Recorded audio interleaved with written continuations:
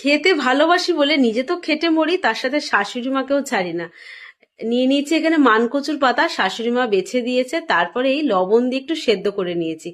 সেদ্ধ করা মানে জলটা বেরিয়ে গেছে, জলটাকে ফেলে দিয়ে শুকনো করে ভেজে নিয়েছি।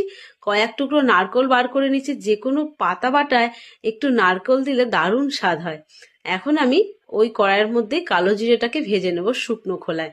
তারপরে একটু তেল দিয়ে এর মধ্যে দিয়ে দিয়েছি রসুন কুচি আর কয়েক টুকরো কাঁচা লঙ্কা। এখন এই কচু পাতাটা দিয়ে ভেজে নেবো। তার শেষে দেবো একটু নারকেল। নারকেলটা বেশি ভাজা হলে কিন্তু ভালো লাগবে না।